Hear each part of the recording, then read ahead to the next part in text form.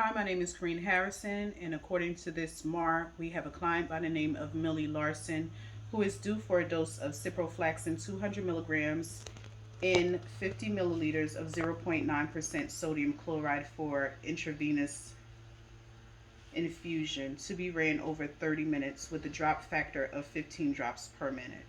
She's to receive this medication now and is going to be used for her UTI or urinary tract infection.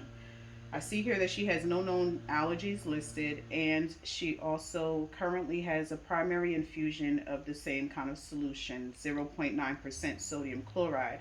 Therefore, the Y factor is compatible. Basically, all that's saying is that it's safe to use this secondary set to the primary of the sodium chloride because it's the same solution and it's compatible. Therefore, it's a very low to no chance of having any crystallization in the IV tubing, and she'll receive the medication. So first, I'm going to go ahead and do the math. Because we have 50 milliliters that needs to be ran over 30 minutes with a drip factor of 15 drops for every milliliter. So I'm going to do the setup with the total of volume amount of 50 milliliters to be infused. I'm going to put that over the time that is to be infused by, which is 30 minutes. I'm going to multiply that by 15 drops per 1 milliliter.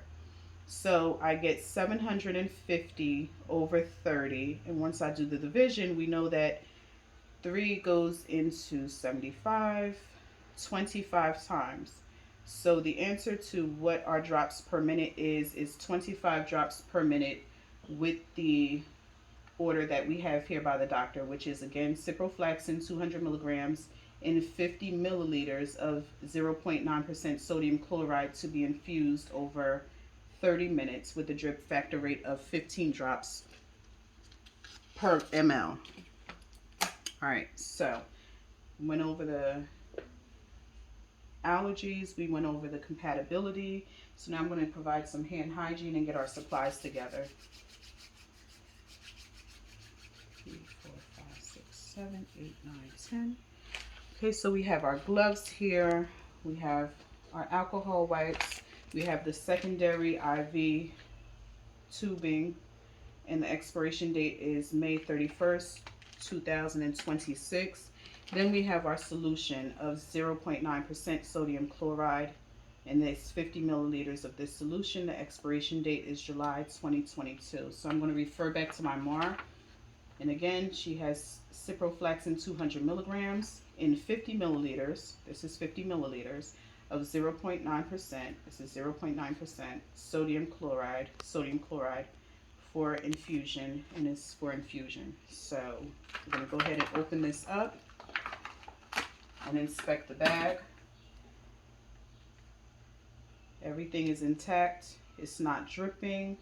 The solution is clear without sediment or any crystallizations in it. So this looks like it's good for use. And again, referring back to the MAR, we're going to verify this is 0.9% of sodium chloride for infusion, and it's 50 milliliters of 0.9% sodium chloride for infusion. So now that we have all of our supplies together and we verified that all of the dates are valid and it's not expired, I'm going to provide myself with some hand hygiene, and then we are going to meet the patient to verify her ID. Okay, I'm going to take my medical records with me. We're going to close the curtain, provide the patient with some privacy. Hello, Millie. My name is Karen. I just want to make sure that I just want to check your ID band. Is that okay? Yes. Okay, so here on her ID band, her name is listed as Millie Larson.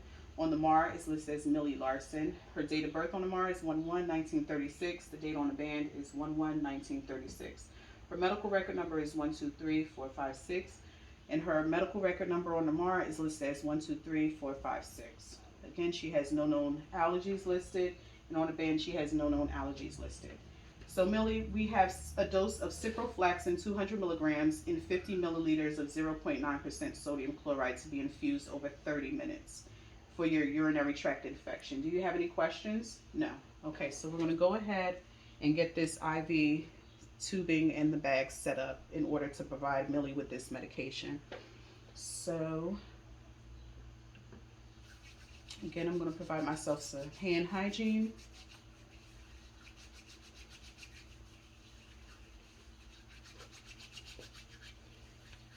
And again, the secondary bag expiration date is May 31st, 2026. So we're going to open that. And we have our hanger, have paper. And here we have the spike, the chamber, the end, and the roller clamp. We're going to close this roller clamp. We're going to take off the top for the bag. I'm going to take off the top for the spike.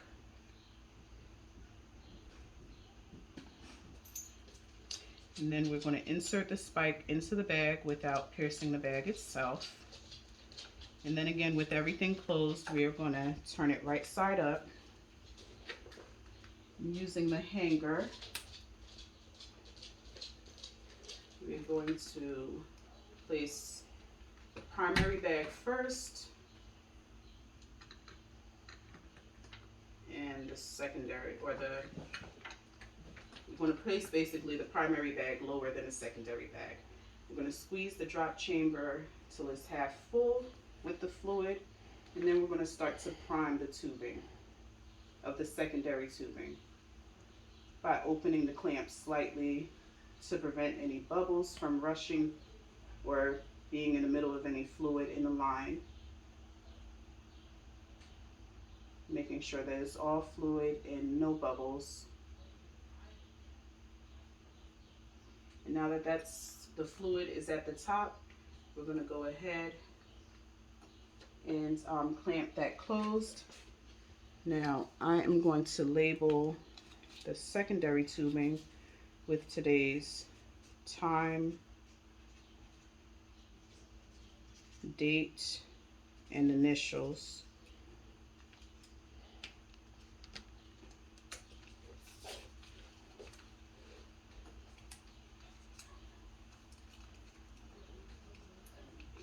I'm going to place that onto the secondary bag. So once we have everything set up for the secondary bag to go, I'm going to provide myself with more hand hygiene. 2, 3, 4, 5, 6, 7, 8, 9, 10. And then we are going to put some gloves on, and I'm going to check Millie's IV site. You know what? Let me throw this away because I touched a portion of it.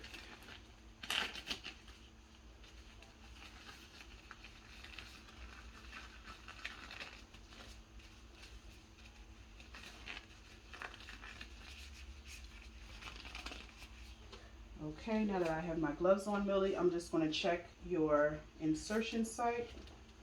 Do you have any pain here? No. Okay, she denies any pain. There's no redness seen. There's no swelling and no drainage at the insertion site.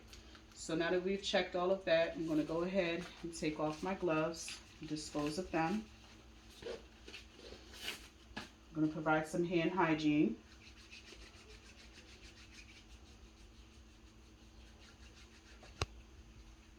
Okay, now we're going to close the primary tubing and the roller clamp.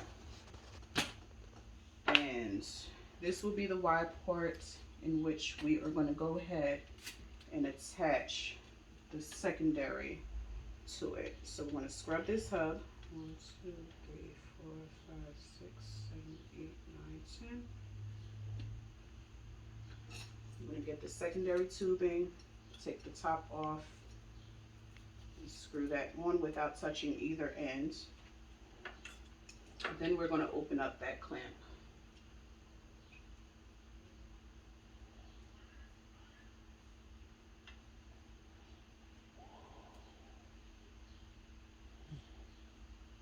And once we have that attached, what we're going to end up doing is counting out the drops per minute. So again, we're going to be looking for 25 drops per minute. We're going to use the clamp to count that out. So we're going to start right now. 1, 2,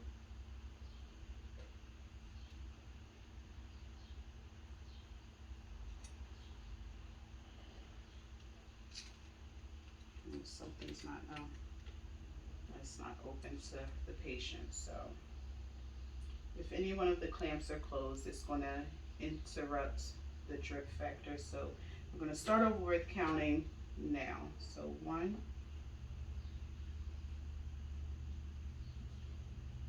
2, 3, 4, 5, 6, 7, 8, 9, 10, 11, 12, 13,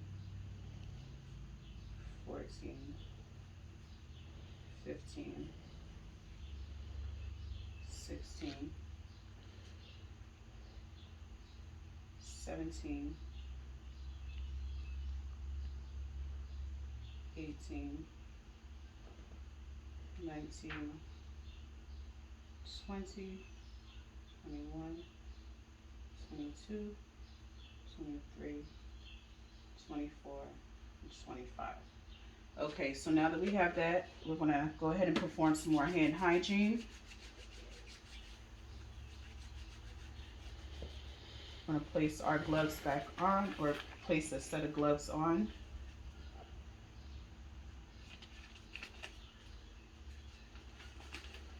And then we're going to again check the site. Miss Millie, do you have any pain at the insertion site? No? Okay. There's no swelling, no redness, and no drainage. I'm going to dispose of that gloves for more hand hygiene, and now we're ready to document.